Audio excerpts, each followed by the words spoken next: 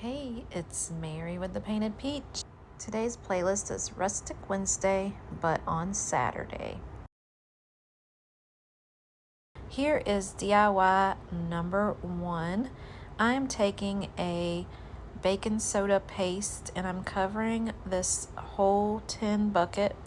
This is a bucket I got from Hobby Lobby a while back, a couple years ago, and I'm just going to cover the whole thing and let it dry overnight. Then I am taking some linen folk art paint and I am just stippling it all over the bucket of the dry baking soda paste. So I just cover the whole thing. When I get done, I'm like, this is not exactly what I was intending and it's not exactly what I had in my head, so I just start adding color. So after I get this whole thing covered with the linen folk art paint, I'm going to give it a good dry. I would suggest you let it dry on its own so that the baking soda and paint can, kind of adhere to each other and dry really good. But I use my heat tool and I get it nice and dry.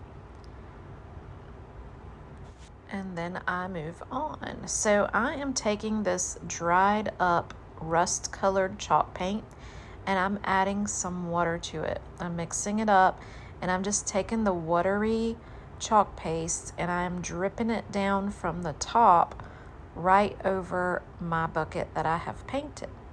This is going to give the illusion of this bucket rusting, and that was my intention. I then decided I didn't like that either. So I took some dark wax and I covered the whole bucket, or where I wanted the darkness to be, and I just kept adding and adding until I had my desired look that I wanted. Whenever I do rustic type projects, I just kind of wing it. I go with the flow. So here I am grabbing saucy chalk paste and I am adding a little bit of it too. I felt like it needed some darker rust on there, and so I just added it in different areas, mostly around the handles and some around the bottom and top that are places that will rust, and then I added some in the middle as well. And then guess what? I didn't like that either. So I still keep adding and adding and adding. I got my Waverly wax out and I started adding that to the saucy color and added a little bit of darkness to the rust. And guess what? I didn't like that either. Go figure. Anyways, I decide I'm going to just let it dry, put it down, and figure out what I want to do with it the next day. Here you see me going over it with a little bit of the linen just to try to tone down the rust that I have on there.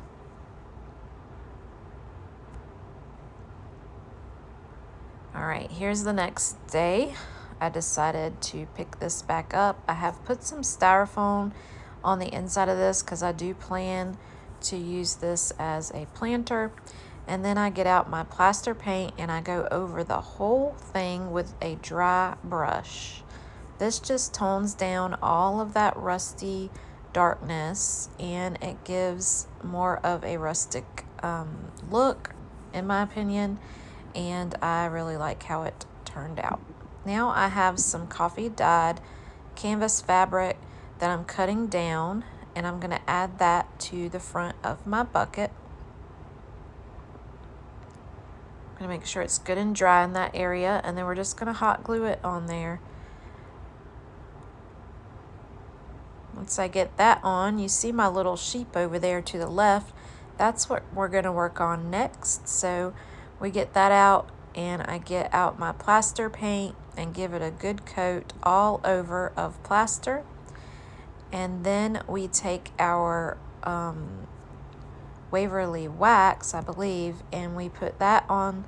Oh no, this is where I take the linen paint and I go over and make it a little bit dirty because sheep are not all white, right? And then I take the Waverly wax and I do the head and the feet and around the sheep, and then I add just a bit on the inside of the sheep. And then I take my napkin that had a little bit of linen paint on it and dab it, sand it down, and all that. Now I'm just adding some jute twine around the neck, and I add some around the feet, and I also make a cute little tail on the little rear end of that sheep right there. I think he turns out super cute.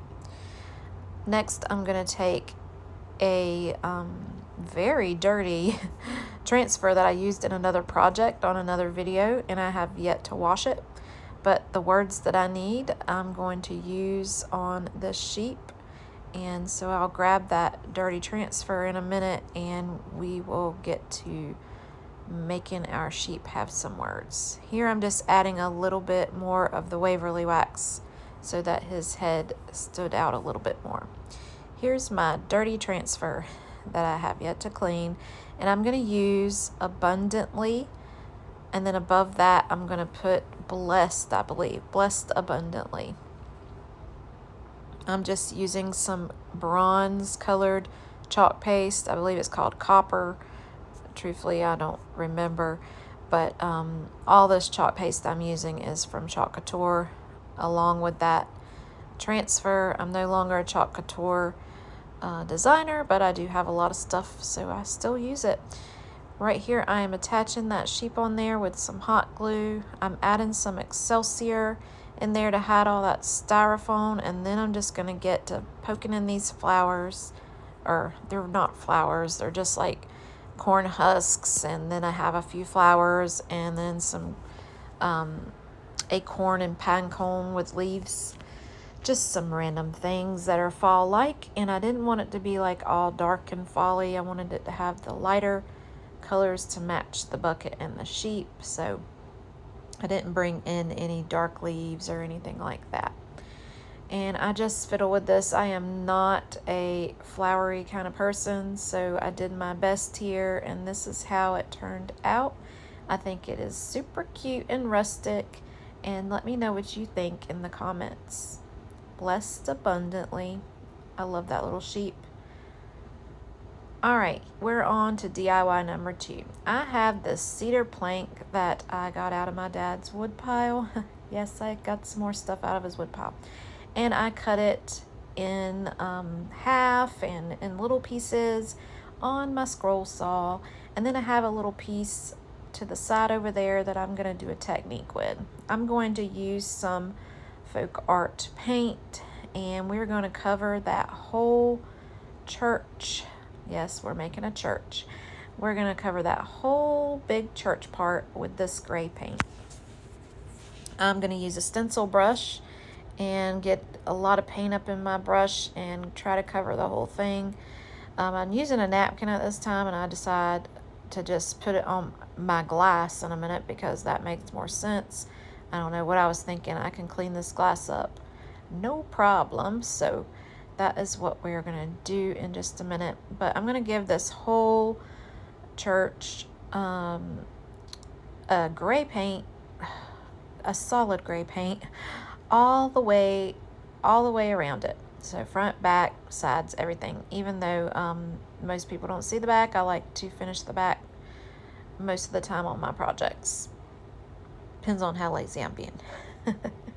Here is the time I decided to put it on my glass because duh, that's why I have glass there. It's easy to clean, and I'll show you that in a little bit too, how easy it is to clean up this glass on my desk. So we're just getting this. It's really hard to clean. I mean, y'all, words are hard. It's really hard to paint this cedar. It's rough, and so you have to really rub it in. That's why I decided to use the stencil brush, and so it will get into those grooves and stuff. I didn't sand it down to smooth it or anything. I wanted it to have this rough edge look. Here I'm just drying it up with my heat tool, and I'm going to get those edges a little bit better. And this is where I paint the back. I could have, cut all this out, but here we are painting the back. Oh, I guess I did cut it out. Anyways, here is the plaster paint we're painting the door with. Now we're doing this with plaster and the church with gray because we're going to do the reverse effect when we use our little board over there to the right. And this is an effect I like, or this is a, no, not effect. Oh dear. This is something I like to use to make chippy without having all the scraping and sanding and silliness and extra stuff. But look at these hands. Woo, I'm a hot mess.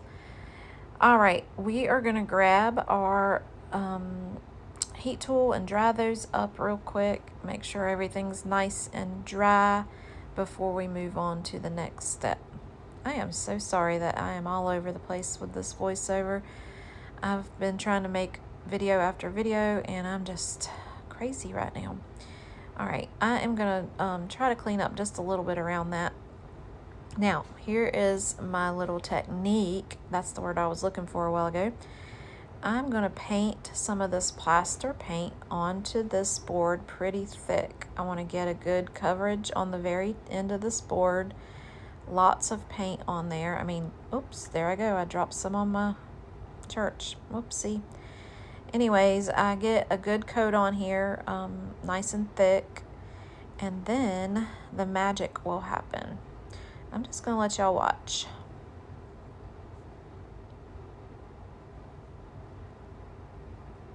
Now tell me that is not the easiest chippy look you have ever seen. I think it's my favorite way to do chippy. You just have to make sure that you get a good coat on there and plenty of paint. And then you just rub it, you just slide it across your other piece of wood. You're just rubbing the two pieces of wood together and it gives the illusion of chippy. How beautiful is that chippy? I'm just gonna go along the edges and get them looking a little bit chippied up as well. And the texture of this board made it so much better because it wasn't sanded smooth. It just grabbed that paint so well. And I'm just going to do the back and everything just to have it, all done. Once we get that, we're going to dry it a little bit. And then we're going to get our doors. Oh, we just set it to the side for now. We're going to get our doors and we're going to do the same thing, except we're going to use the gray paint. So I'm going to get another brush and I'm going to get some of that gray paint off of my desk and we're going to start adding that to the very end. These are little doors, so we don't need that whole strip. We're just going to add it to the very end and rub it straight across the doors. Now in a little while you'll see I didn't really care for this on the doors and the church, so we end up changing these afterwards, but at least you got to see how it worked on the littler pieces as well.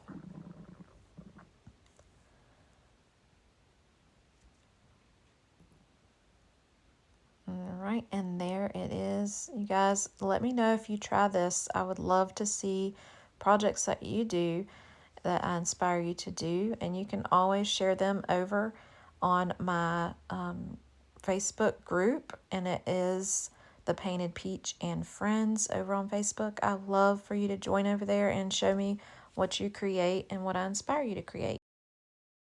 All right, so I missed recording me gluing this together and creating the wreath up there at the top. So sorry about that. I was very disappointed in myself.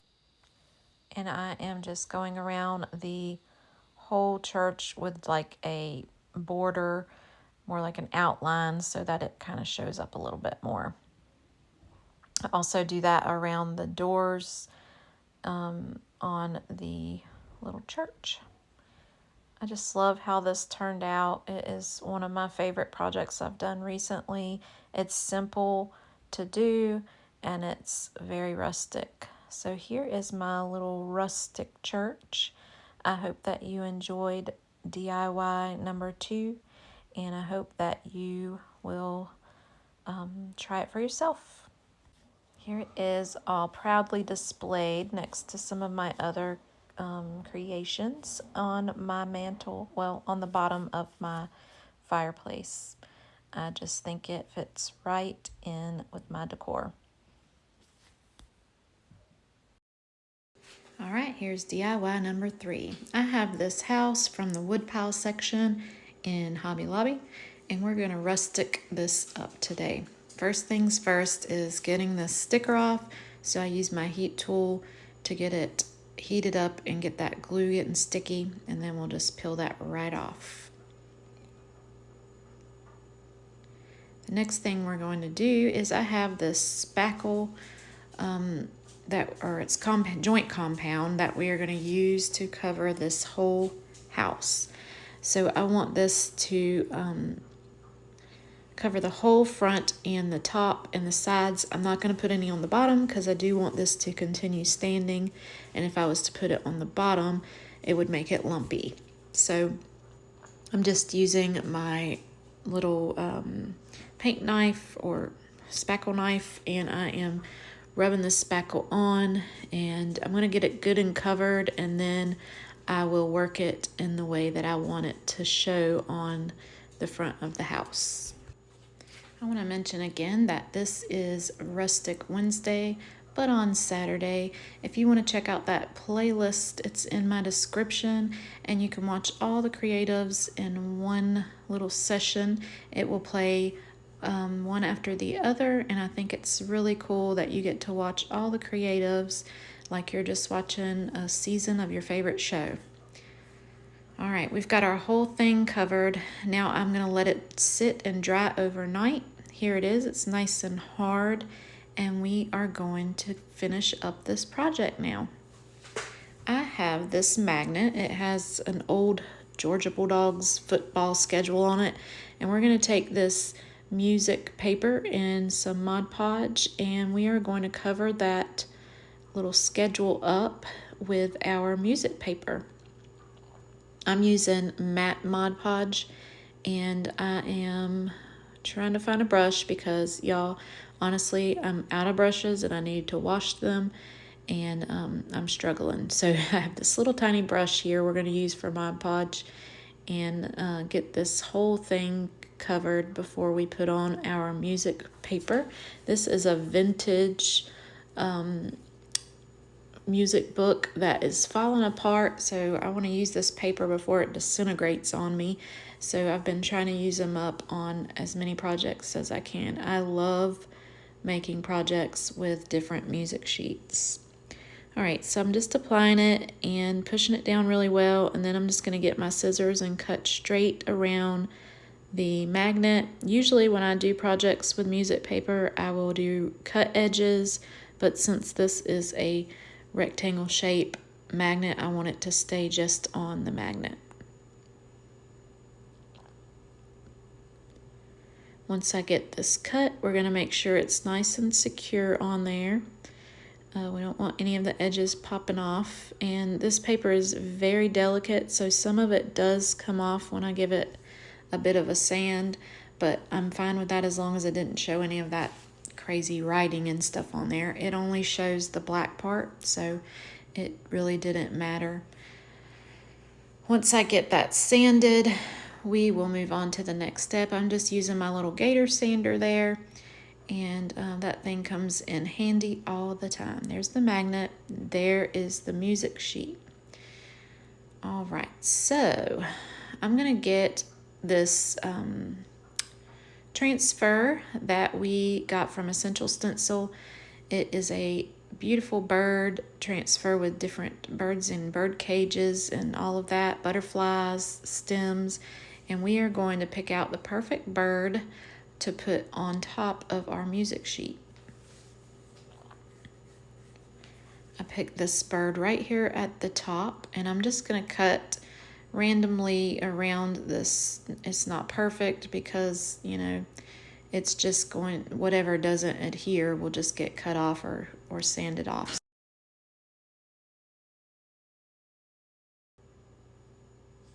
All right, so we've got our bird cut off, and now we are just going to peel that bird off the backer sheet and add it straight onto where we want it on our paper magnet. And I'm going to do it a little bit cockeyed so that we can get that bird's beak on there. And I'm just going to grab a button because my craft room is a mess and I can't find anything else to do this with. So a button it is. And I'm just going to use that button to rub all over the bird and the stems, everything that I need to stick to that paper. And at first I do have a little bit of an issue getting it to stick. The paper is really old. I'm not sure if it has oils on it and different things like that. But those are some things that can affect the adhesion or adhering or whatever that word is. Adhesion. Oh, goodness. The adhesion of the transfers. So see right there, it wasn't sticking. So all I did was just try to press it down a little bit more, and then I just started from another area. There we go. So then it started sticking, and I just kept pulling and rubbing and pulling and rubbing until it was all applied.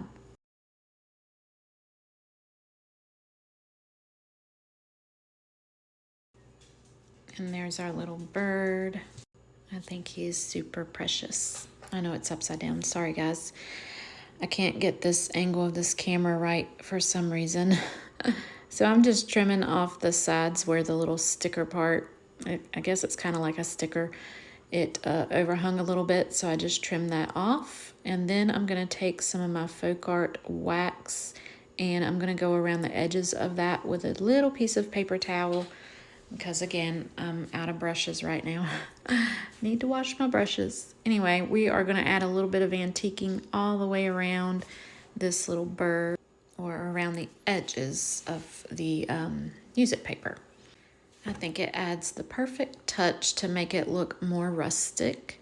And I really, really love the way this is turning out. I hope that you do too. If you do, let me know in the comments. All right, here he is. There I am again, not figuring out which way the camera is. All right, after we do that, we are then going to go over the whole thing with some Mod Podge just to seal that bird and that paper so nothing makes it tear or no water drips on it and messes it up. And then we're just going to give it a good dry and then we'll move on. All right, we're gonna grab our little house back and we're gonna get started on finishing this project up. I have this little random piece that we're gonna use on our house so that that magnet backing can attach to it. I'm gonna take the dark wax and I'm gonna go around the edges of my house and I'm gonna do a little bit on the inside of it as well, just to make it a little bit more rustic and grunge it up some. I don't like anything to be solid white. I don't know if you've noticed that yet, but that is me. I'm just making sure that all of the edges are also a little bit dirty, but I'm sorry that I take this out of the camera frame a lot. Didn't mean to. Here it is all grunged up and rustic. We're going to put that dark wax away. And we are going to get our little metal piece and attach it to our house. I tried to use some dark wax on there. It didn't really do much, but I tried to dull down that shine a little bit just in case it's seen. I'm going to take some hot glue to attach that. I was seeing right here if I needed to like tie it on, but then I got the thought that the magnet wouldn't be flat to it. So I said no to that. And then I figured I needed to make it a little flat in that area. So I took my scraper and made sure that it would adhere to the house really good right there. I'm just using hot glue. This is Gorilla Hot Glue, and I do believe it is a wood glue. Sometimes I have trouble with metal and hot glue, so you just use whatever glue works for you. This one actually worked just fine on the spackle. All right, we have our little piece on there. That means our magnet can attach to it. It's gonna be super cute. But we're not stopping there, of course. We're gonna get some jute twine. We're gonna make a bow. I'm just gonna use my 4 fingers and I'm going to go around 2 in between and then around the other 2 in the opposite direction. I know you cannot see this very well. I try to get in the frame, but I'm having trouble with getting in the frame of my camera today. But I just make it go around and around a few times, and then I struggle a little bit trying to get it off my fingers because one loop came loose. So I'm fiddling and fiddling. But eventually I get it off of there, and then I just grab another piece of twine so that I can go around the middle of my bow a couple times to give it a center, and then I will tie it off and we'll glue it onto our house. I sped that part up because I didn't want y'all to be tortured with that struggle. So then I just place it where I want it on my little metal piece. There's my bow. I get some hot glue and I put it right at the top of the metal, and I stick my bow right there. Once I get that in place, I'll just slide my little magnet right up to it underneath, and it will stick to that metal. And then I just cut my little hanging pieces, my little tails of my bow a little bit shorter, and it is still not complete. I'm going to take some of this jute twine and I am going to start in a place up top right behind my little picture, and I'm going to add a dab of glue right there, and then I'm going to wrap the jute twine all the way around, but I'm going to do it like crisscrossed in different areas. You'll see in just a moment. That way when I place my pictures on there, I can always change out my picture if I want to, add a magnet to the back and add it on here. I will have a place to tuck the picture as well if I want to. Then I just measure it to where I need it, and then I just glue it right there at the top again.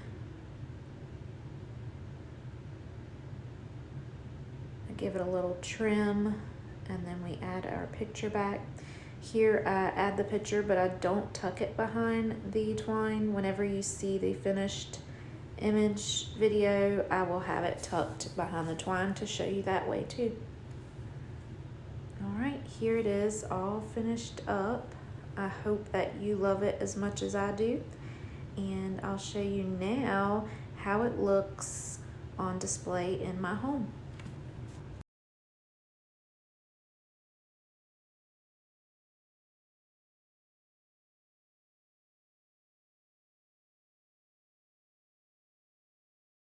I'd like to take this time to thank the hosts of Rustic Wednesday, but on Saturday, repurposed My Way and Shabby Meets Bling.